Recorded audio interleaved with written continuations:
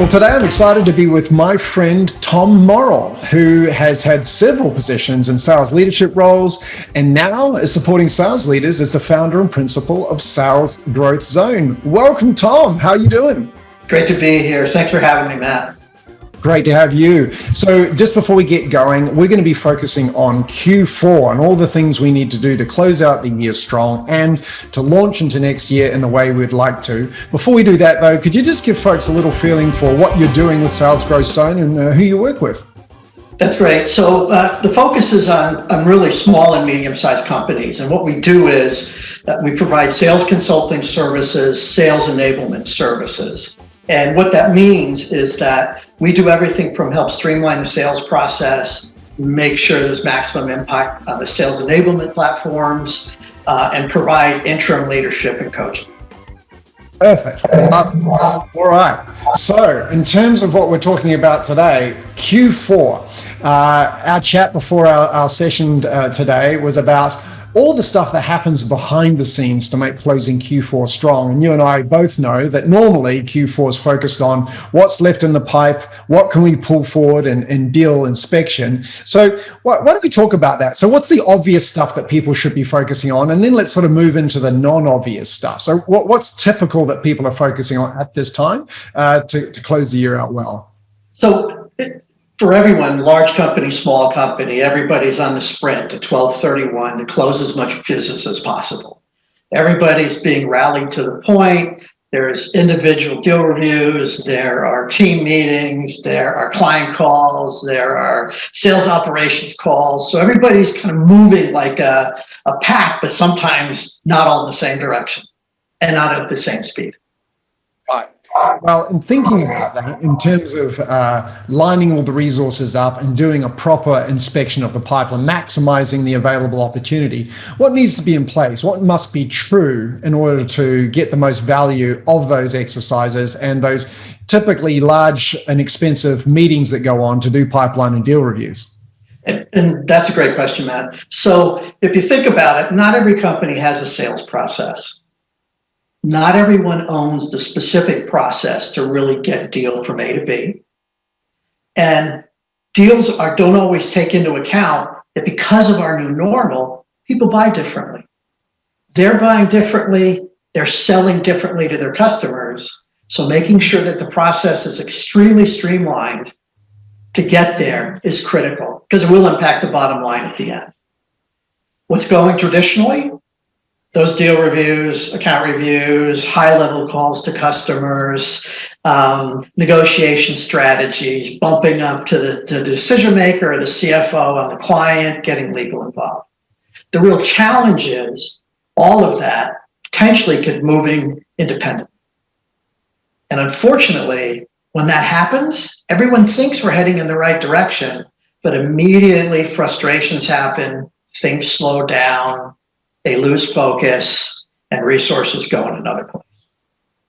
Got it. I think one of the things that we're seeing for sure is that there are assumptions that the level at which decisions are being made are the same. And what we're all seeing now is that budgets for most levels, except for the executive, are penciled in, are they not? Yes. Right. Yeah. So before we could get the economic buyer approval coming from the head of the department because it's only 30K or 20K, and therefore we're missing out on the reality of today, which is, you know what? Everything goes to the CFO in many situations. Which is a really good point. And everything's telling us, from what I've heard from sales leadership, is that they're trying to sort out how they should basically acquire product. They're really trying to figure it out. Their processes aren't necessarily defined. And generally, the CFO or the high-level financial leadership, given the environment, is really the sign-off. And the thresholds for business to sign off for them are much lower than they used to be. 100%. So other than the obvious things that we talk about in terms of having our pipeline reviews and inspections and whatever else, You talked to me before about things that should be happening behind the scene, which is really about sort of the execution, project management, and internal engagement that can create a lot of friction in terms of getting deals done and a bit of panic as you head into the end of Q4. So perhaps you'd explain to folks what we were talking about and the specific things they need to do, put in place to make sure this friction gets taken out. That's a super question, Matt. So what typically happens, as we know, is everybody's marching to the end line, pulling deals and opportunities to get done. But very often, there's more than just one person carrying the torch. There are a lot of pieces, no matter if you're a small company with a few people or a large company with 1,000 people. There are opportunities that need to be worked by multiple resources to get past the finish line. The challenge is all too often, there's not one single owner. Sales operations, the contract and the legal component, but sales operations doesn't own product marketing. Sales operations doesn't own client support. They don't own straight line marketing. So someone has to take ownership of that position, and whoever it may be, it's a great opportunity, whether someone who doesn't have to close the business or involved deeply in doing deals. And very often that is or could be someone in the sales enablement function. So, and right now, as we know, sales enablement covers so many things, but isn't always connected and measurable in a revenue operations component. Something like this has a direct impact, can be measured, and they're part of closing business. I think that's a really good point. In fact, I was working with a company recently that was responding to quite large RFPs. And even at that point, didn't have the quarterback process that you're describing. And it was left to the AE to try and corral or herd the cats. And the issue with that is that the AE doesn't have the internal influence and horsepower necessarily, to your point, to get product marketing to engage, to provide that, that documentation or that new case study, or to get engineering to respond to a technical or security question on time. And so I guess that also points to the fact that if we're going to point it in the direction of sales enablement has to be reporting into somebody and some function that does give them that juice across the organization. Correct. And what I've seen is very often that role reports into the CRO. Or if that role hasn't, it should be. There's such a close connection between the two roles.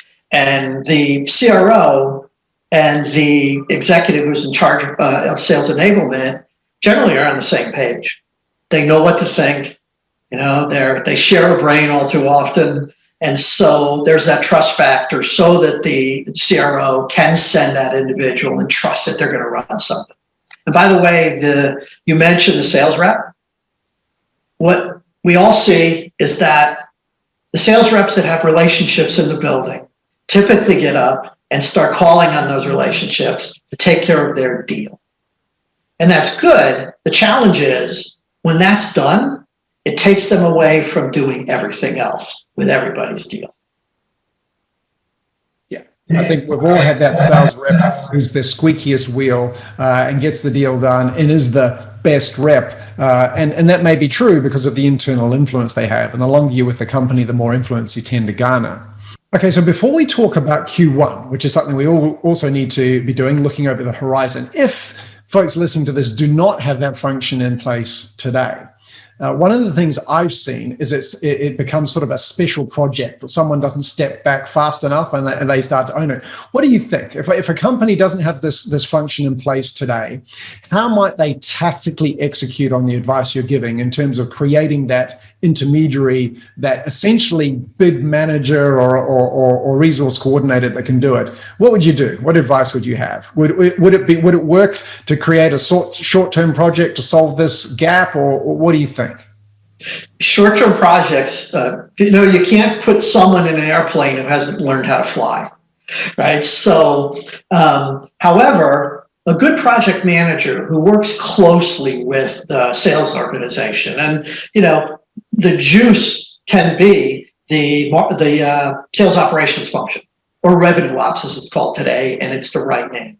As long as they have clear direction, and as long as they balance themselves, have someone on the other side which might have a focus on sales, so that that person owns it, but their compadre is the person who's in revenue ops that they can talk to. That totally makes sense. All right. So to round things out then, everybody's laser focused on closing Q4, getting the numbers in. This is where the pressure comes. But of course, we don't want to fizzle into Q1. So what should the sales leader be thinking about going into Q1 in parallel to closing out strong? And what support should they get from revenue operations? So as they move into Q1, if things such as the sales plan and technology and training are in place or going to be in place, they put themselves at risk before the game ever starts. I can speak from personal experience. I had one company that I worked as a sales rep with that I didn't see my quota or compensation for 6 weeks into the new year. And of course, that causes frustration before it ever starts. We don't know how much money we're going to make. And all of a sudden, we're looking outward for something better. That's just one example if we don't think about what's going on in 2021. So someone needs to drive what's happening in 2021 and take ownership for it. Now, revenue ops can do it, right? And the right person in revenue operations can do it. If there's a sales enablement function at a senior level, they can do it. But somebody needs to actually take ownership for the function and drive it. So here are the list of things that really have to happen. You need to have line of sight into the sales compensation plans. And I know that the numbers aren't necessarily closed out in the first week, but there needs to be something in place for that to kind of move forward. So first of all, you want to make sure that you understand who your players are and who didn't do well. It's a sad situation, but by this time you should realize the resource salesperson, sales VP, executive in the organization or some other function that really just doesn't understand or is struggling to meet their goals. Well, the best thing you could do going into the year is take care of that, or at least have a plan too, and have a plan to backfill if that's necessary. Make sure that you have training in place or prepared to be in place. That's not something that starts brand new, but it's something that should be in place so that your team is ready to go. And that could be simple things like negotiating, closing, selling consultatively, talking to CIOs, kind of things that we all know, but it really should be formalized.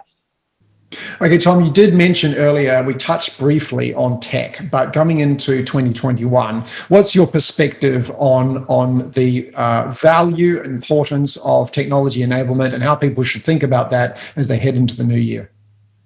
The key component and pretty much the framework is a CRM system. Just make sure you have that. Or if you don't get it, if you have it, make sure the data is up to date. So that's a given. And then the other thing I'd really say is that there should be some type of sales enablement program or system in place that can help train the team, that can help distribute content, that can help assess performance, that can help easily help team members grow, learn, measure their success, and get feedback.